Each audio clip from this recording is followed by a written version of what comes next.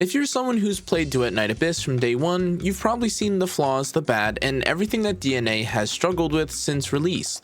However, something that we really need to talk about is just how quick, communicative, and vocal the dev team has been, as they've since released something like 5 to 6 updates within the game's 1-week launch. For me personally, this is something that reminds me a lot of the experience I had with Wuthering Waves and Zenless Zone Zero, where both titles had dev teams that spoke to their communities during tough times and developed a real genuine bond with the player base with these updates.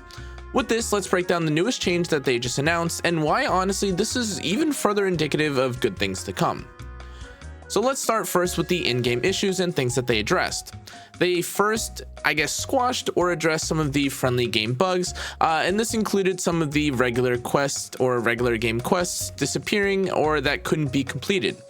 Within the challenge games, players were able to claim rewards early, messing up challenge point displays, but thankfully a hotfix went live on November 3rd, though some display bugs still remained. In addition to this, if issues persisted, you could log out for a couple minutes or contact customer support, and then missing rewards were reissued after data checks and things of this nature. Furthermore, when it comes to cheating and bans, they're keeping the game very fair and just, as accounts that were using unauthorized programs were obviously suspended. A public list is also available in game, which is honestly kind of funny, but of course these wrongfully banned players or anyone that was banned wrongfully can appeal through support, which is also a big dub for the game. In addition to this, they are also planning on implementing a third-party detection system integrated for faster, more accurate bans. We'll see more about this, not really sure in terms of what this will or what we can expect from this, but as always, there's a zero tolerance policy as the devs are obviously not trying to, have a game that's full of cheaters. In addition to this as well, however, there were other fixes, including things like player feedback, missing items or rewards that are reissued, and also in addition to all of this, because of a high report volume, the devs are also asking for patience as they process cases, but in my opinion, the fact that they're addressing or they're going through and combing through all the issues themselves is already a big win for the team. Now, the biggest, or I would say the most important update from this is actually monetization optimizations, which is something I think a lot of players were curious about or unsure about, as it didn't really feel like, especially now, there were that many customizations or skin gachas or things that you could spend your money on, which again, for the average free-to-play player might not matter, but there was still a lot of conversation around this. With this, the first thing that they're announcing is a monthly pass update on November 5th, and now the one-time purchase pass reward has been changed to not only give you 300 of the premium currency, but also give you a commission manual of the gold tier, which if you've ever used is pretty huge, especially if you're farming. Now, in addition to this, the everyday login reward will now be 90 Foxine, which is what we've gotten in the past anyway, but in addition to this, you'll also be given a tier 2 or a volume 2 commission manual as well, which is also really nice and kind of something to look forward to using, so that you get a bit of a burst or a bit of motivation to continue farming every day.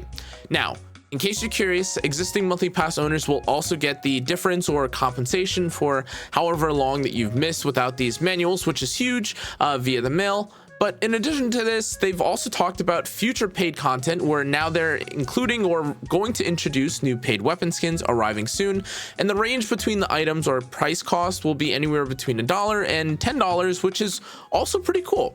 Now, to be honest, in terms of the skins and what we've seen, I guess, from the paid and free character accessories, these are, or I should say, have all been pretty promising already, but beyond this, they're also adding new paid and free character accessories as well, which, to be honest, me personally, I wasn't using a whole lot of outside of the Santa outfit, but this sounds pretty promising too.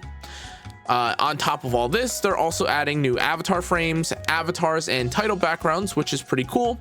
But they've also added a new feature, I guess, which is pretty cool, including something with the Snap Freeze exchange item, which will now have a co-op interaction update with more interactive cosmetics planned. Now, beyond all this, just adding some random slop premium items is not really anything to write home about, but the devs have promised higher quality skins and more customization options moving forward. And based on what they've shown or already displayed through things like the Psyche skin and some of the other premium items, including the lightsaber, which is maybe not the most insane item ever, but given its 99-cent cost is pretty promising. I'm very optimistic about the future of at least DuetNightAbyss right now, as again guys, pretty much anytime that there's an issue or anytime it feels like there's a problem that arises, or even if it's like a small, maybe not as super discussed topic, it feels like DuetNightAbyss is already on or already beginning to, and will discuss the game, or will discuss changes that they're adding.